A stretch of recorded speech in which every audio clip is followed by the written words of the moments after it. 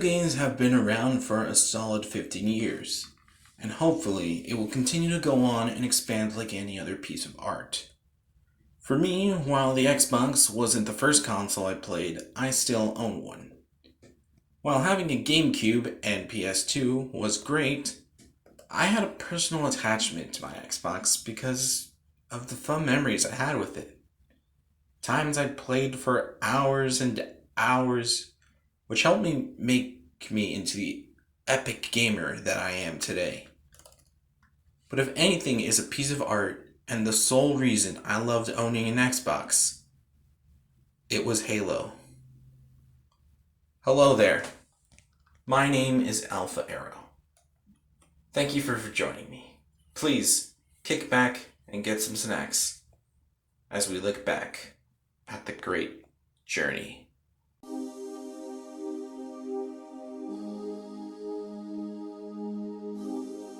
The beginning of Halo starts with one company, Bungie Software Products Corporation. I'm calling them Bungie for my sake. Bungie was a small studio at the time, primarily working on FPS games for the Macintosh, such as Marathon, which would have technical contributions that would be implemented in their later games, such as moving the mouse up and down to look up and down respectively. This was unheard of since most shooters at the time stuck to moving side to side to line up shots. This and the introduction of rocket jumping, grenade hopping as it was known at the time, was also introduced in Marathon. It served as a good alternative to Doom and System Shock, as well as give Mac users an actual good game.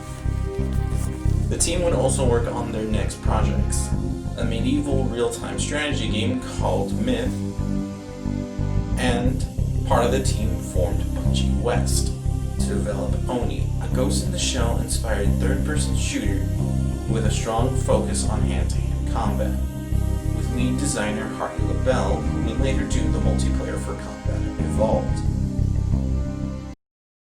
In 1999 at Macworld Expo, Apple's then CEO, Steve Jobs, was delivering a keynote and invited co-founder of Bungie and project lead on Combat Evolved, Jason Jones, to show off Bungie's new project, which was planned to be released on Mac and Windows. Ironic. It was shown to be an RTS and with a focus on using a player character to issue commands. Then, the next year, Bungie partnered with Microsoft. Sorry, Steve Jobs. It's all about the bill. Also during this time, composer Martin O'Donnell joined the team, one of the most recognizable faces when it comes to Bungie besides Jason Jones or Joseph Staten. Now, with Jones on project lead, LaBelle as lead designer, O'Donnell, along with Michael Salvatore on composing the score, and Staten on cinematics and story, the Bungie team now was ready to develop Halo, but many things were changed along production. Jones felt the game would be better suited for the first-person perspective, since the game had already changed from real-time strategy to third-person. At E3 2000, Bungie showed off a completely overhauled Halo, with the press kit saying they were about 60% complete with production. The hype train was starting to pick up. But behind closed doors, there were issues. Bungie was taking a huge financial and creative risk with Halo, and if it flopped, they didn't have the money to financially recover. But there was a solution. Microsoft offered to acquire Bungie so they can put Halo as a launch title on their new system, the Xbox. Both Jason and co-founder Alex Porian thought long and hard before agreeing to Microsoft's offer. Bungie was bought by Microsoft for a big fat $30 million. While this was great for Bungie, it came with a few caveats. Meaning it was an Xbox exclusive means that the team had to work with hardware that was being actively developed on. The Xbox also had 64 megabytes of RAM. To put that in perspective, my cheap laptop I'm using to edit this video has 4 gigabytes. So obviously, they needed to work with something less intensive. There were less inputs on the Xbox controller and no keyboard and mouse support. But this gave Bungie creative ideas. They would use a twin-stick layout that is now standard in all shooters today. They would also limit the player to 2 weapons so that they can easily switch to and pick up enemy weapons, which would help involve strategy, making the gameplay simple and engaging, and being less intensive for the hardware. The move from Bungie Studios to Microsoft Studios in Washington helped influence the geography of the Halo level, with beautiful cliffs, waters, and forests as seen in that level. 2001 was the hardest year for Bungie at the time. Not only did they have to make a game for a console that was still being worked on, but they had so much crunch that Jason Jones went up to Hardy LaBelle and another developer and told them that competitive multiplayer may have to be cut. And of course, those two weren't having any of that shit, so they decided to work on multiplayer themselves. LaBelle even worked on the audio of multiplayer, after an interaction with Marty O'Donnell, which I will now reenact for all of you. Hey, Marty! Oh, hey, Hardy, what's up? I know you're a busy man, but I really need you to work on the audio effects for multiplayer. Sorry, man, I'm busy. You can't rush genius. Please, man, you need to work on this. Talk to the hand. Look, here's a headset and some audio assets. Have fun and screw off. But all this hard work had finally paid off. Because on November 15th, 2001, Halo Combat Evolved released as an exclusive and launch title to the Xbox. Combat Evolved received universal acclaim and commercial success, making the Xbox sell like hotcakes because of Halo. Given I wasn't even conscious at this time, I don't have the fond memories of this game as I know some of you probably are. But now, as an adult and playing it, it's honestly really fun. There's not much more I can say. I've been told it aged like fine wine. Sure, graphics are dated, but that's to be expected. But the game plays and sounds like God.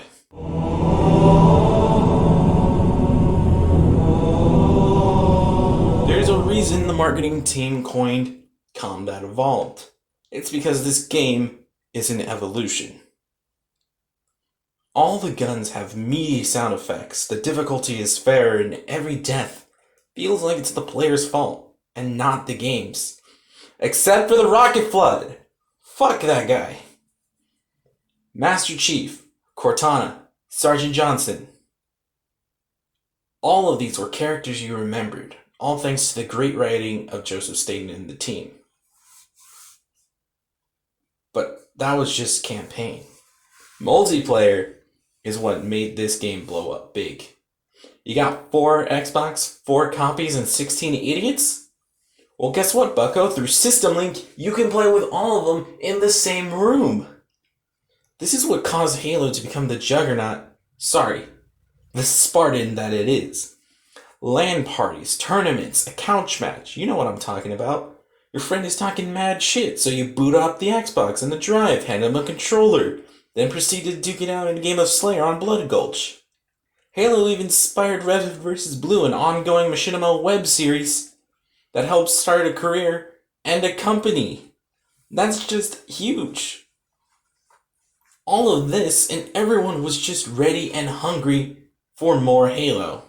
And that was to come next.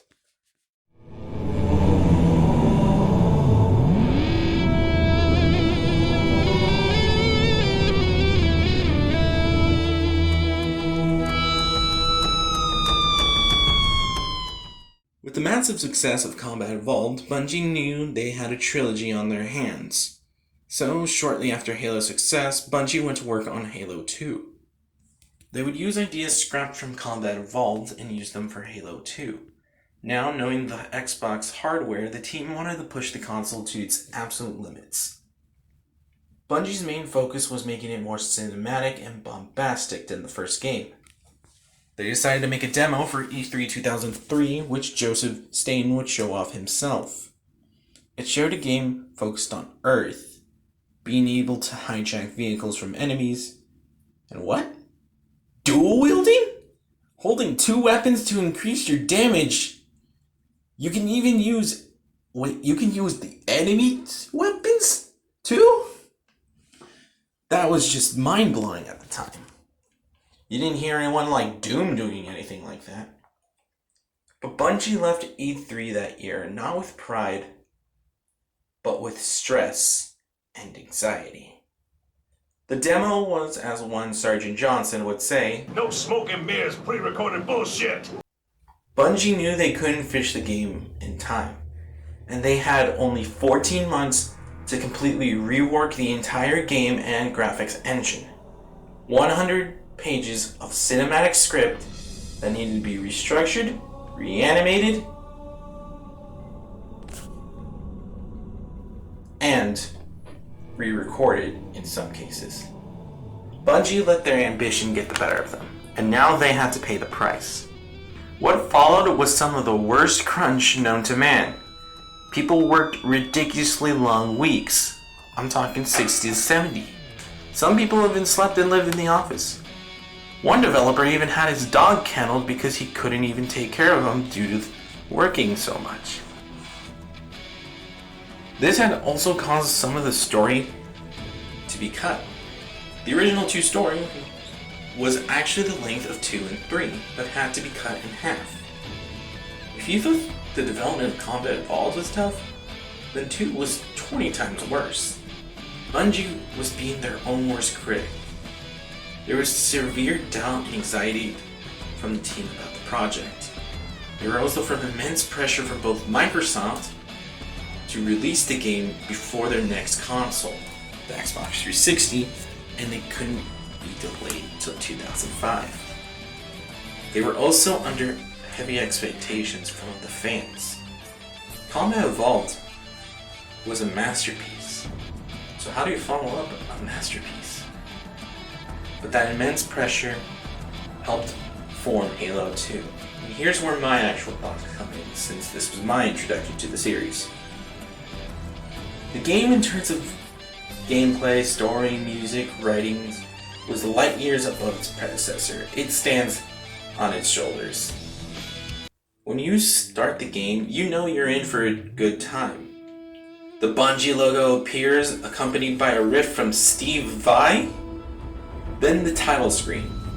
While Combat Evolved gave a sense of ancient mysteries, mystic wonders, and a new world, Halo 2's title screen gives a more somber and dark tone.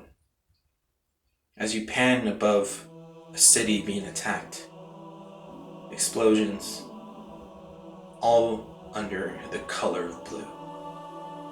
As if the negative emotions from the development is reflected in this. And it's accompanied by a really beautiful piano-like song. Of course, with the monk chants from the original Halo theme. But it helps add atmosphere and make such a good title screen. The game made several changes to the formula that Combat Evolved had made. The reticle was adjusted, now slightly lower. The health bar was removed and now had a much more linear and closed-in level design. But some of these changes weren't for the better. While Combat Evolved had areas that repeated itself, 2 had these COD-style levels, and you had these areas where you'd fight waves upon waves of enemies. Now, time to address the elephant in the room. The difficulty. Better lower those headphones, because you're gonna hear some ranting. Who in Bungie's name thought it was a good idea to give the AI anime levels of bullshit? 1-hit melee deaths, low health and resistance, you have to play defensive the entire game, so have fun crouching and using a BR to pick off enemies and hide. Do I even need to mention sniper jungles? Who set the damage values to bullshit? Okay, I know who, but I don't want to get in trouble. I also hope you like disposing every single flood corpse on Legendary so it doesn't get reanimated by an infection form. Now that is done, let's discuss the more good things of the two. The addition of a second playable character, the Arbiter. A playable elite? Wait, what? He can turn invisible? This definitely helped out on my Legendary run-through. RV and Chief's levels have a very different tone to them. Chief has the more bombastic, action-packed levels, but RV has a very combat evolved / light horror element for most of his levels, since you'll be fighting the Flood, who were introduced in Combat Evolved. The difference in tones, while a little bit jarring, help distinct the two characters. Oh, the music, by the way. If God was used to describe Combat Evolved, then Halo 2 is all good things of reality. You had Steve Vai, Breaking Benjamin, Incubus, Michael Salvatore, and Marty O'Donnell on the same soundtrack. It made you feel like a badass Spartan. Dual wielding is just awesome. There's no more words to describe it. Hijacking vehicles, kicking them out of their vehicles and using it against them. New and awesome weapons, as well as old ones from Combat Evolved that help fit right in with the setting. Wait, what is this? Xbox Live? I can play with people across the world? Hello? Oh, it's the future? For the first time in the world, there's online multiplayer for consoles, where people can play with each other no matter the distance. Being a kid and playing Halo 2 online with a microphone, talking to people, having fun, was just mind-blowingly awesome. Halo 2 was just awesome. And of course, it had one of the greatest hype trains going for it that paid off. But the most important thing it did was turn heads to the video game industry.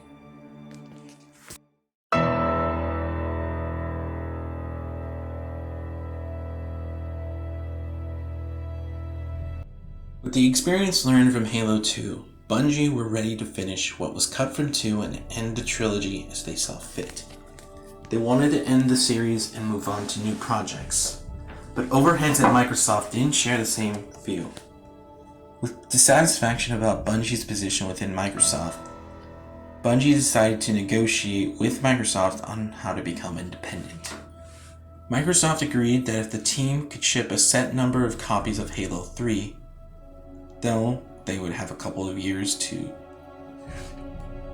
officially become independent, then they would be free of Microsoft's game studios, allowing them to work on anything. But the Halo intellectual property would stick with Microsoft. During the development of 3, Project Lead Jason Jones took a sabbatical, making the team almost leaderless. Senior members decided to take that leading role. They also decided to be more transparent with the fans about the development of 3, providing weekly updates and more on their forums. If you thought the hype for 2 was crazy, the hype for 3 can't even be compared to 2. It wasn't just another hype train, it was a cultural phenomenon. It was that hype though. On top of that, it was going to be on the 360, which really needed a game to compete with the PS3. And Halo 3 was going to be that game. There was even a beta released with copies of the game Crackdown to help promote Halo 3. And that also did help the Crackdown series start to blow up, but I'll discuss that in another video. And in 2007, Halo 3 was finally released, and it was everything you wanted, and more. File sharing for showing off how badass you were. Best selection of maps in the entire series. Balanced multiplayer, no button combos that insta-killed someone. Largest selection of weapons and vehicles. More customization.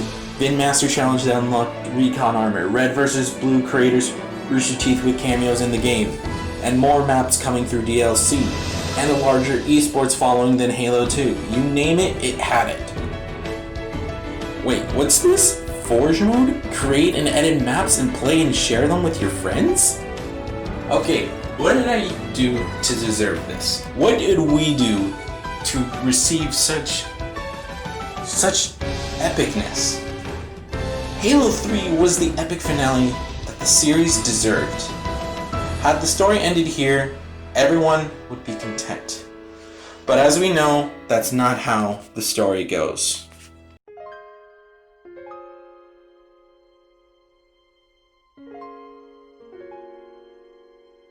Shortly after Halo 3, the team decided to make a stop-and-gap entry, a smaller game to satisfy the fans until the next big entry. Staten decided to write a much more grounded noir-style story which helps set the mood of the game, which is reflected in the track Deference for Darkness, a much more sad and pensive track that Marty O'Donnell composed himself. The setting would be New Mombasa, or the Earth levels of Halo 2, during the Covenant invasion. To help blend with the setting, the story wouldn't be focused on Master Chief, but an ODST, a Special Forces trooper that has been a fan favorite. No shields, silenced weaponry, night vision, and a destroyed city was the pitch of this game. But there was more to it. A semi-open world allowing you to choose where you wanted to go, which was never thought possible in a Halo game. Audio logs, caches of weapons, and Easter eggs rewarded the player for exploring with little lore pieces, including Sadie's story, which followed a lady named Sadie as she escaped from New Mombasa and the cesspit that it was. The atmosphere of this game is just amazing. Buildings now decayed that once held many people, just burning. Trash cities now only accompanied by patrols of Covenant forces. But the moments where you are walking the streets of New Mombasa, where people once were, is where the game tells its real story. Being a single trooper, lost from his squad, walking what was once a great city, now destroyed by complete war. You play as the Rookie, an ODST in the squad Alpha 9, named after yours truly, who was supposed to be infiltrating a Covenant cruiser and taking it down. But, as seen in Halo 2, the cruiser jumped away in slip space. This, in turn, knocks every one of your squad away from each other and scattered along the city. The Rookie wakes up hours later. You wake up hours later. It is nighttime, and only the Covenant are around. And your job is to find the trail that your squad left behind. Missions are told through flashbacks, which each mission playing as a different member of the team, allowing you to bond with each ODST. Edward Buck with his cynical professional attitude, but underneath, a good heart for his team. Mickey, a cautious, naive, introverted personality. Romeo, a smartass with a good sense of humor. Dutch, the rough and tough, with a heart of gold. And Dare, the Oni, basically space CIA, agent who's the only one who can really get through Buck's cynicism and professional attitude. Now, as much as I love this game, I have one real big criticism. Its price. ODST has a campaign that's about 5 to 6 hours long. The only multiplayer that it came with was cooperative. Co-op campaign and firefight, which was a horde-like mode.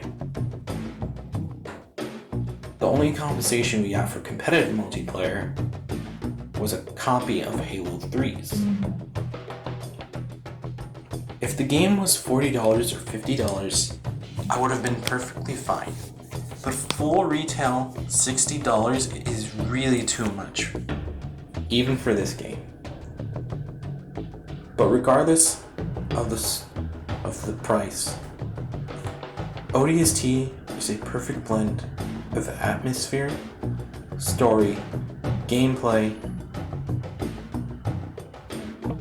and quietness.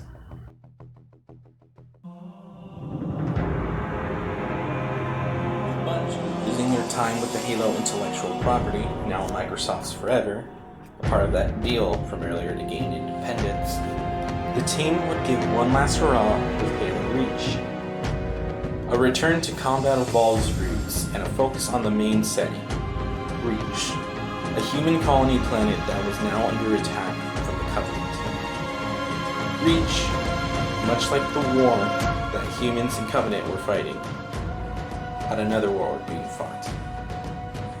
Those who liked the game and those who disliked it. I myself am in the middle. I feel that the game has its pros and its cons, and it never really goes to either side. But we still need to address, criticize, and praise it. The first thing we have to bring to the table is the fact that your Spartan, which you can usually customize in multiplayer, can now be shown in the campaign. This gives the player more of a window to insert themselves in than they had before. It has the best options for the player: armor, album, and voices. Even later games couldn't reach what Reach did. Reach has a really great campaign.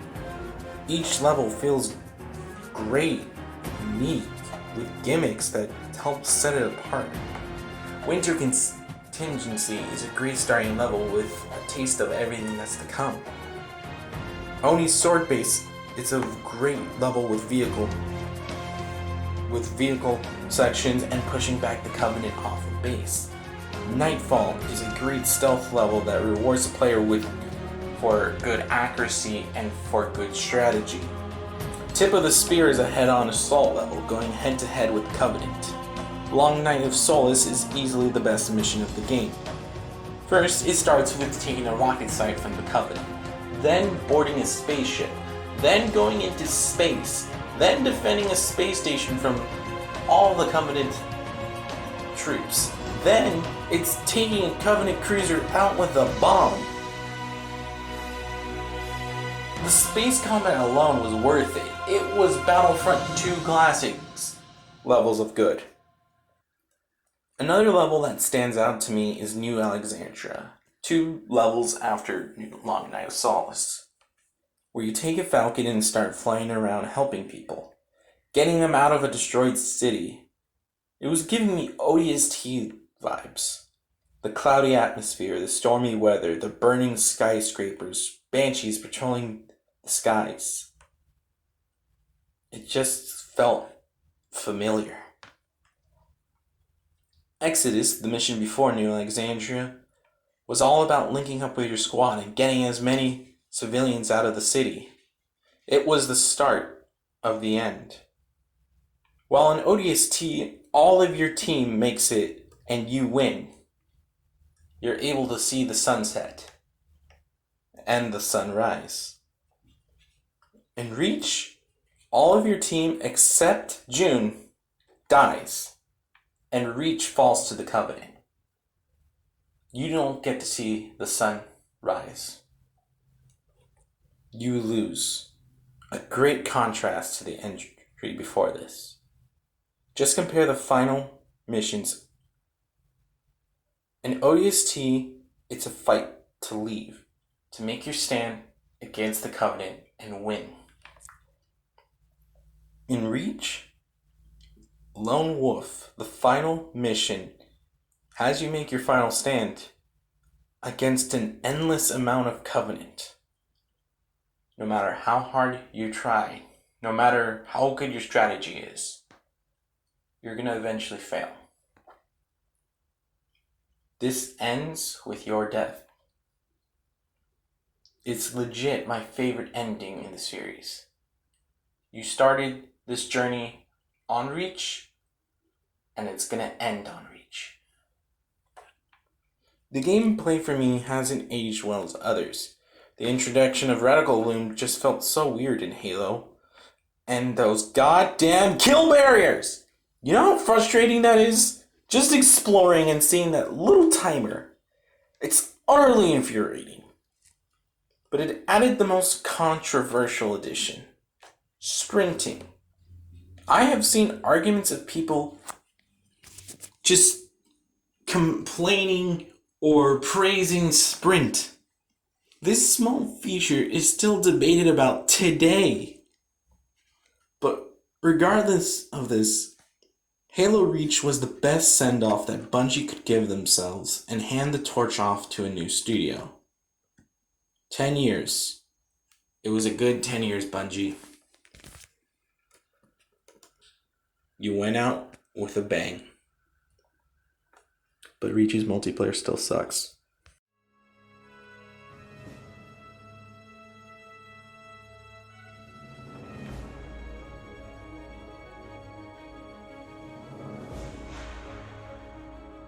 Out of the picture, a new studio had to pick up the torch. That studio was 343 Industries, a company founded by fans, hence the name 343, named after the character and level 343 Guilty Spark.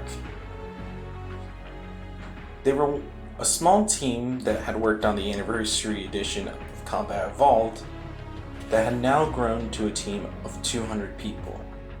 Halo 4 and Combat Evolved Anniversary were both announced at the same time. It was announced in September 2012 that Halo 4 had finished development. But in November, when the game released, it just had immense amounts of hype. I mean, a sequel to 3.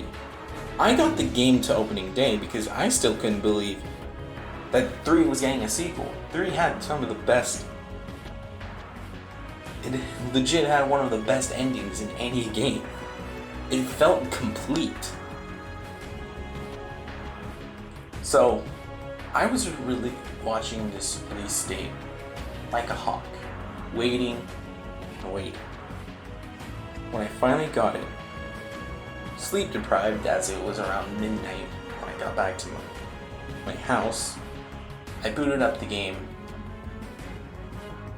and played it up until the morning, only running on pure excitement. I played the entire campaign, beating it, but I just felt mixed about it. I love the story. Master Chief and Cortana have some of the best interactions in the series. But I feel like this campaign has a significant flaw. Besides the much more gameplay-oriented flaws, it had a more story flaw.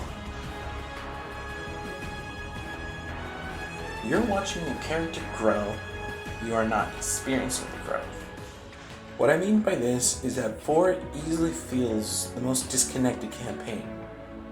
Chief is more vocal in this game than in the others, where he hardly speaks, making it easier for the player to insert themselves into the story.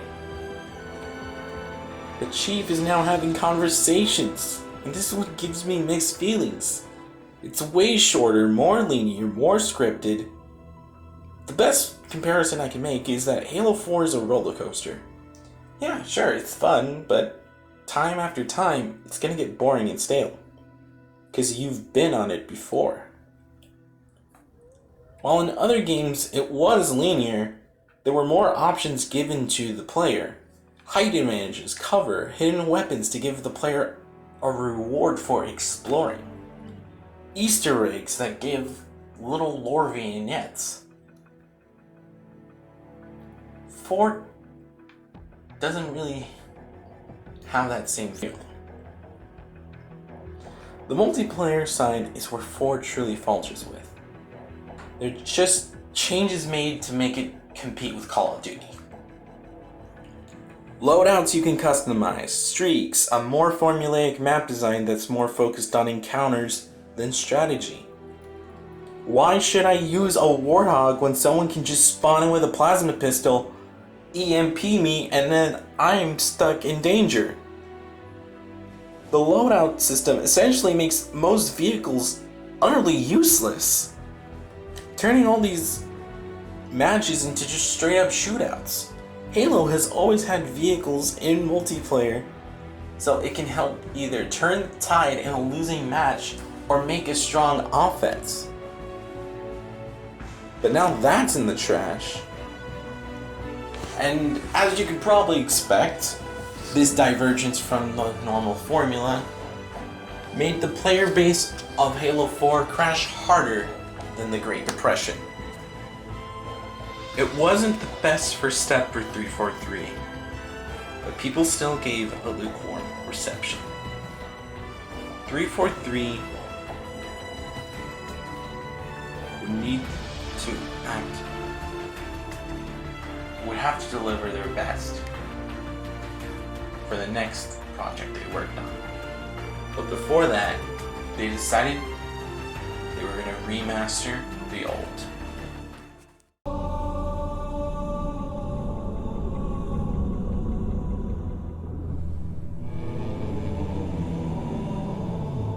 Because of Halo 4's lukewarm reception, 343 decided to release a collection of all the previous games to the Xbox One and upscale them, as well as just give them a good port.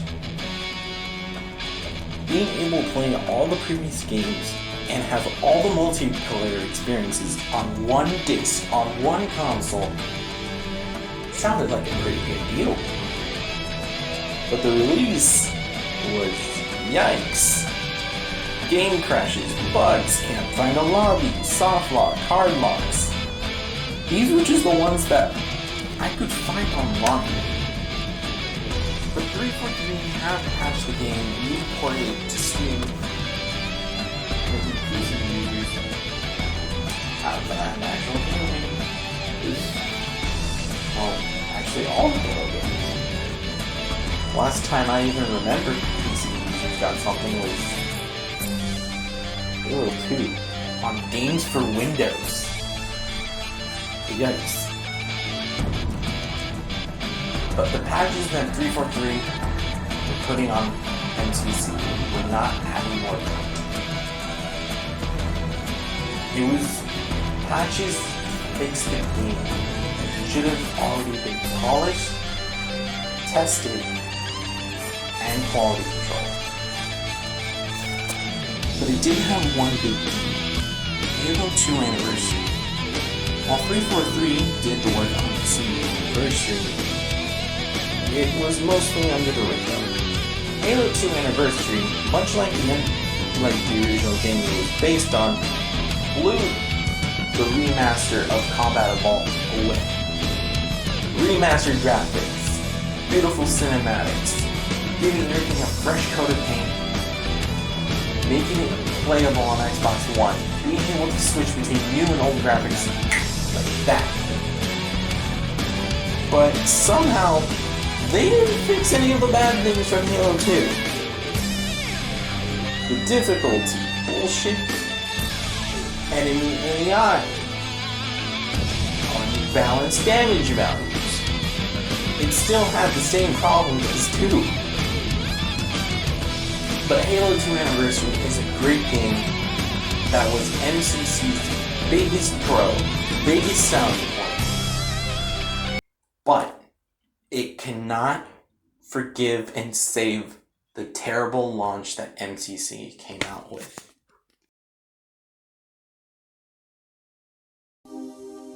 After MCC, 343 decided to start a giant marketing campaign that had originally started with MCC. a new Spartan who was going to hunt the chief. The old generation of Spartans versus the new generation. And that Spartan was Spartan Locke. Locke was a great concept. How many times is fighting the Covenant enough? The idea of having humans fight each other in a very vain and selfish way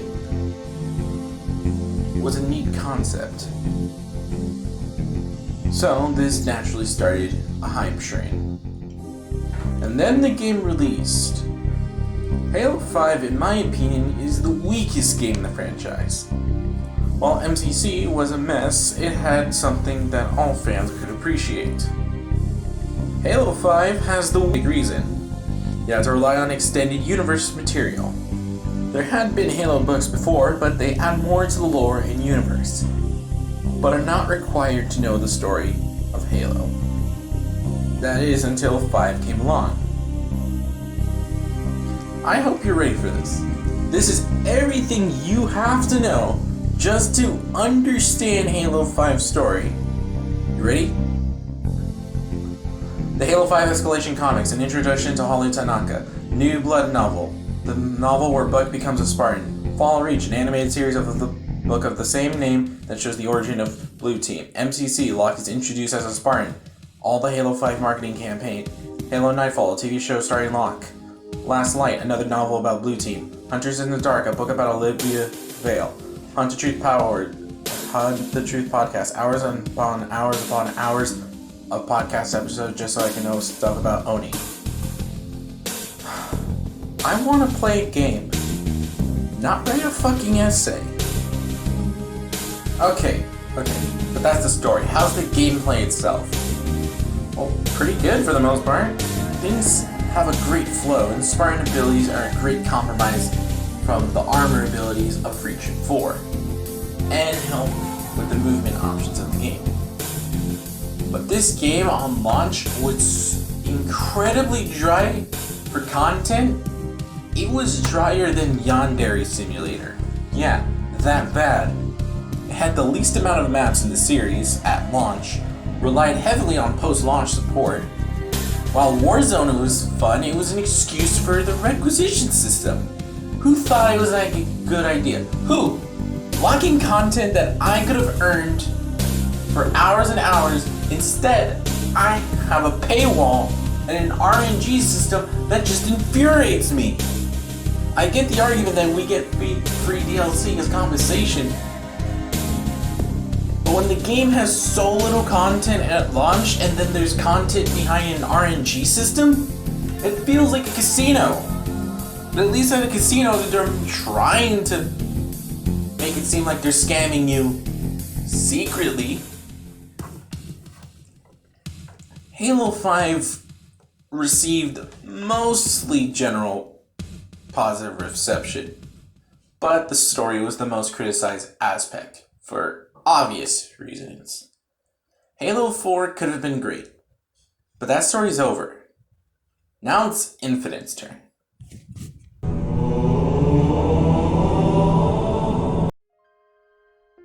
Halo Infinite's trailer was shown off in 2018 with a promise to be a chief-focused story, the introduction of a Pelican pilot sidekick nicknamed Brohammer from the community, and the return of the Banished from the spin-off Halo Wars 2. I might do a follow-up video regarding the Halo Wars series, the Spartan Assault games, and the books, but as of this moment I have not read every single book, so I'm unsure if I would want to do this. But the Halo Wars one I am very considering making. Just let me know down in the comments if you want to see it. At E3 2019, we got another trailer, but nothing about gameplay. That brings us today in the year 2020. In May, during the ongoing COVID-19 pandemic, Microsoft announced the Xbox Game Showcase, a live stream similar to the Nintendo Directs that was going to be streamed last month in July. While Fable and others were decent announcements, everyone had turned in because we heard there was going to be gameplay footage of Halo Infinite. Yep, that's me. You're probably wondering how I ended up in this situation. Yeah, let's talk about that. In regards to gameplay, style, and new additions, it's fairly promising. An open world style similar to ODST, allowing you to choose which objectives to tackle first. A new grappling hook allowing Chief to move across terrains and grab items. The new weapons have a great look to them, and the game seems to be running smoothly. The speed seems to be significantly slower, but then again, this was a scripted demo. Now the elephant in the room, or brute in the room. The graphical detailing of the game seems a bit sketchy. The detail rendering on models is the biggest joke so far, including this brute, known affectionately as Craig. But on the bright side, 343 has addressed the criticisms and have embraced the Craig. As far as I'm aware, the demo is a work in progress from an earlier build of the game, but I'm cautiously optimistic. We just have to wait and see how the game releases and if it will finally be a Halo that is truly able to stand on the original trilogy's shoulders.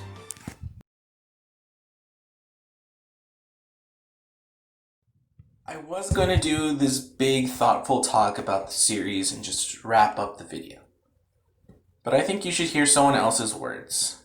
I reached out on social media and asked friends and the public to share what Halo means to them.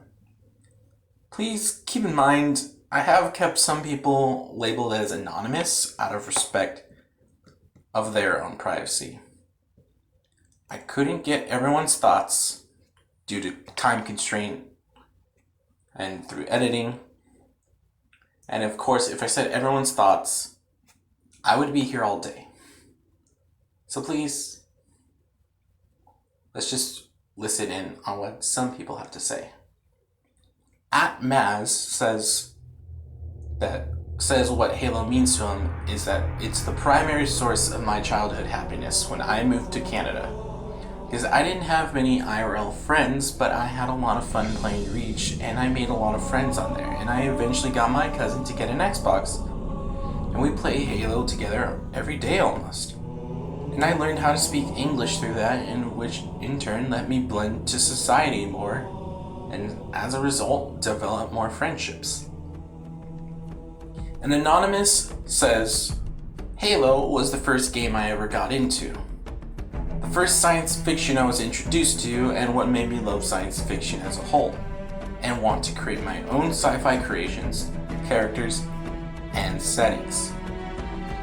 @Irregular says, Halo as a series to me, well, I would say it's an era in my life. I remember picking up Halo 2 for the first time, and I instantly was addicted. It felt like an age in my life. I played for hours on end for about 3 years straight just playing Halo. It really was an era in my life. A chapter, if you will. Another anonymous says, it means nothing. Moving on, @ZapZap says, Halo to me is much more than a game. It gave me many great memories. It gives me shivers when I listen to the soundtrack. It can let imagination run wild, and it has brought me close to people. I'm not sure what I'd be if I didn't meet any of my Halo friends. It means feelings. It means good times. And finally, an anonymous says this. Halo means a lot to me. The best times I remember are the times when I bonded with my older brother on it. On Saturdays, we get up early in the morning to play Halo 3 before my parents got up to watch the news. Great times. Happy, nostalgic, face emoji. And that has been my retrospective on the Halo franchise. If you want to see more content like this, please leave suggestions in the comments on what I should cover next. Huge thanks to everyone who shared their thoughts This video has taken me weeks to make, just writing the script and editing things down. And I can say I'm happy with it. Please consider subscribing to my channel. I do reviews, host my own podcast. I am kind of looking for some co-hosts, so if you wanna, if you're interested, just DM me. And I will be starting my own Discord server pretty soon to keep in touch with all of you guys. But until then, stay safe, be nice to each other. This has been Alpha, signing off.